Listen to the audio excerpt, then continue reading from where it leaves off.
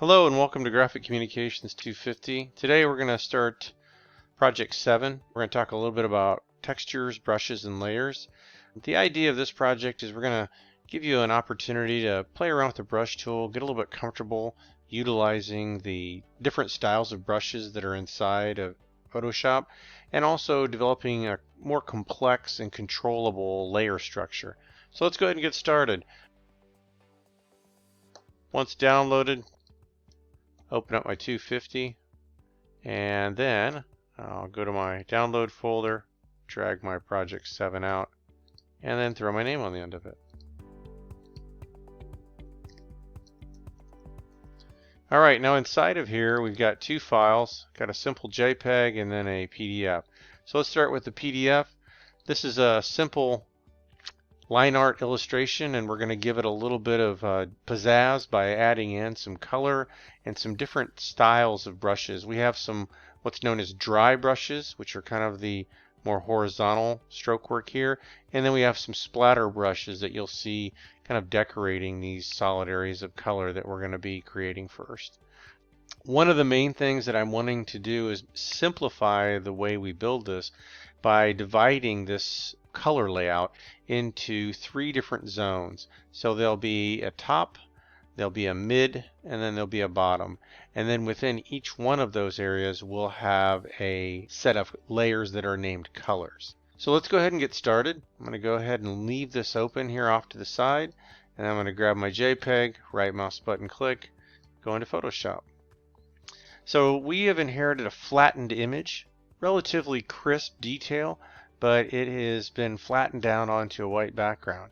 It's not a problem though. What we're going to do is we're going to break the background up into separate layers, and we'll start off by double clicking on background and making a layer 0. Now we've gotten rid of that flattened image, and we can actually cut away at this. I'll show you real quick. You can see that this is a transparent area right here.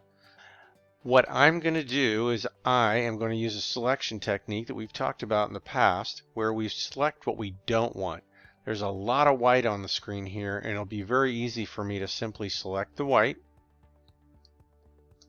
and then go to select similar, and then Shift Command I will inverse that selection. Okay? So Shift Command I or Shift Control I on a Windows machine will allow for me to select only the black areas. So I started off with a white, inversed that selection, and now I have a perfect selection of my surfboard. Now how do I go about extracting this onto its own layer? Another keyboard command that we've used in the past, Shift Command J, and that will create a new layer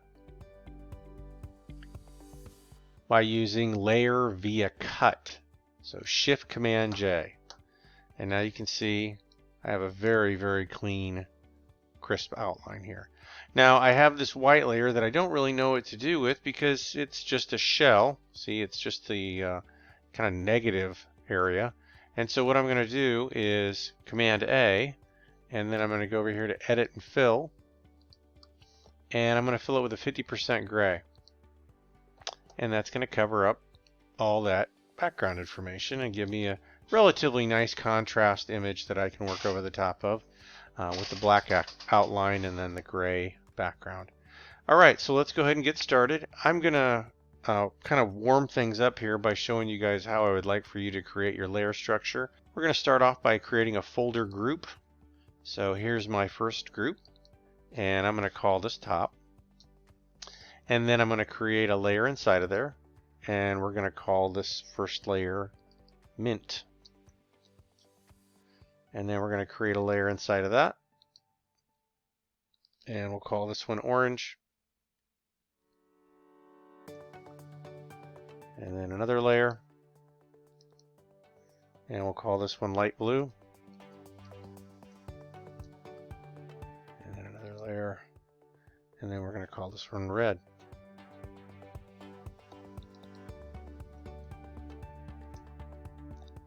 One more, and then yellow. Alright, so we've got a relatively complex layer structure here, and I'm going to show you that you can increase your efficiency by, instead of creating the middle and the bottom, simply dragging this down and duplicating the whole thing. So now I have a top copy. I'm going to call that mid. Now the mid, it has a purple instead of an orange. And then we're going to repeat the same process for the bottom. We're going to grab the top and we're going to drag that over the layer structure, and then we'll call that bottom. Stretch this out just a hair. You'll be able to see that I have the top, which is actually on the bottom. So I'm going to reorganize my layers. And then I have a middle, and then I have a bottom. Now my bottom has the exact same colors that I had in my top.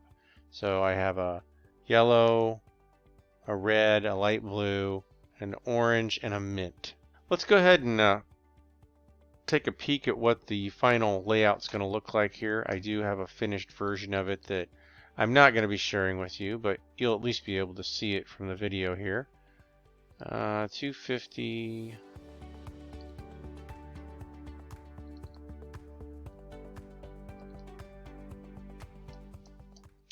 So these are all of my layers. That one's for. So I have my main sheet, which is pretty much just my surfboard. So I've created a folder for that. I have textures, which are going to lay over the top of that. And then I have top. So let me turn off a few things. Here's my top. Looks like I've got a few things that need to be kind of moved into there. And then I've got my middle. Looks like my middle is the home to a couple things in my top. And then I've got my bottom, which is all down here. Okay, so the orange, yellow, red, mint, and purple are all, that bottom section there is all residing on the bottom. Here's what my middle looks like. I'm going to extract this guy right here by drawing a quick path around him.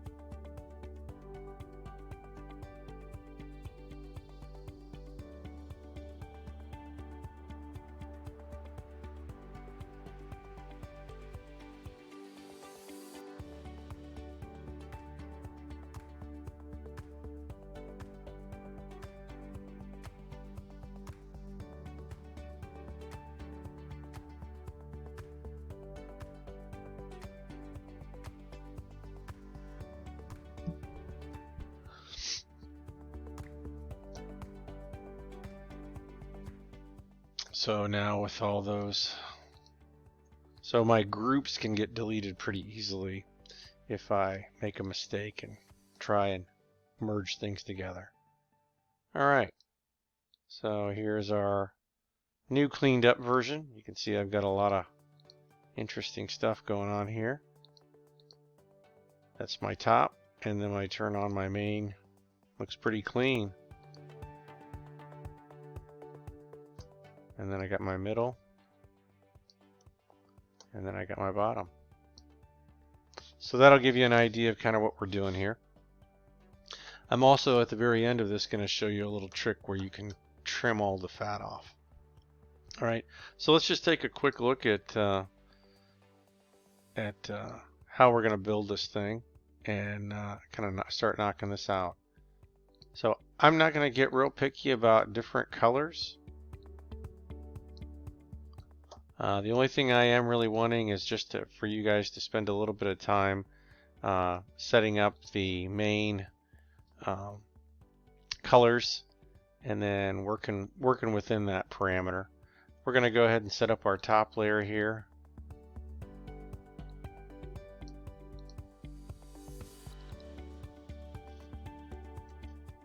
We're just going to call that main. I'm going to slide this inside of there, and then I can set that way up here on top. I'd also like for you guys to put a little titling up there on that when we get all done here today. So let's just go ahead and start off with some yellow. So I'm going to go into the top. I'm going to shut all these guys here off.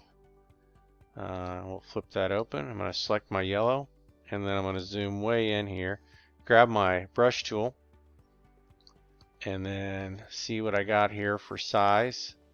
I'm going to go ahead and mix up a yellow and find a nice yellow and then select it and then go inside of here and then just start working my way around.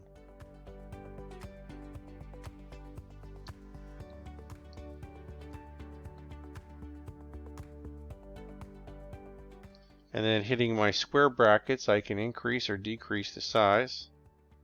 So B for brush, square bracket will increase or decrease your brush size. So you'll be able to kind of throw a little color in there, and there's your first yellow, and then I got a little splash of yellow over here.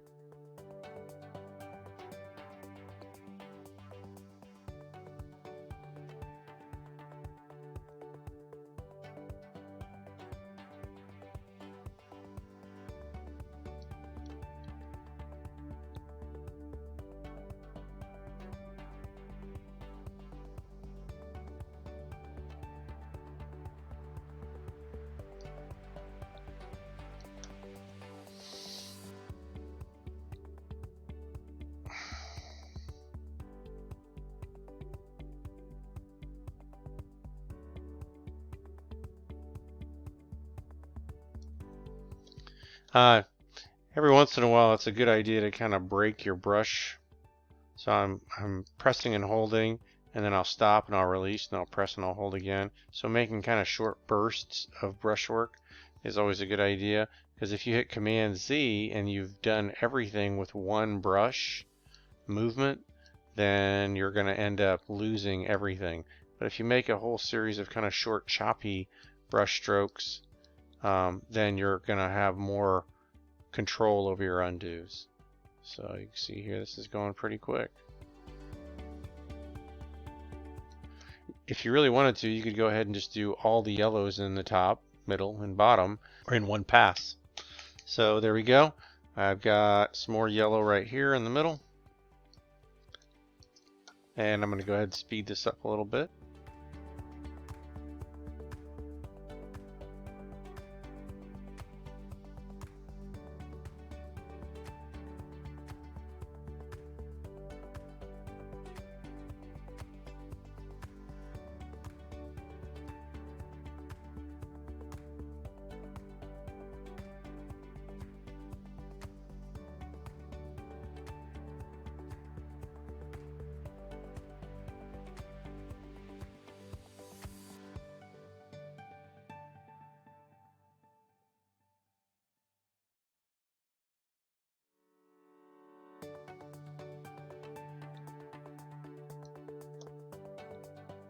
And there we go.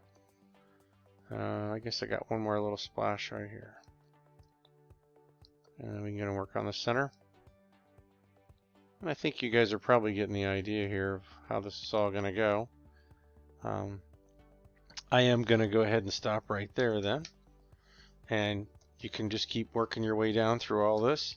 And one thing I did want to point out, though, that's kind of cool, is when you get to the point where you're ready to kind of clean things up, you'll notice that this maybe is not so good.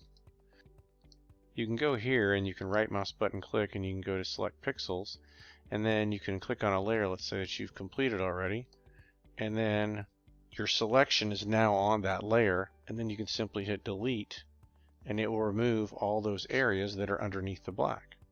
So now if you turn that off, Command D, you can see that it's really crisp and clean because it scissored it all off. So here's what it looked like before. So see how fluffy it is? And then with that layer selected and then hitting the delete key, it just trims all the excess items off of there. So you get a very, very crisp edge to edge kiss fit type trim. Alright, so you'll want to do that on each one of these layers as you kind of go through to trim up all that excess that's underneath there. And you'll get a really nice looking layout, and as you shift through those layers you'll be able to see all the excess that's in there. Alright, so I'm going to go ahead and stop right there. I'm going to let you guys get to that point, and then next class I'm going to talk about these brushes. I'll give you a quick overview on how the brushes work and some of the settings that you can use within those brushes to create these effects that you're seeing here without a lot of work. Alright, thank you very much.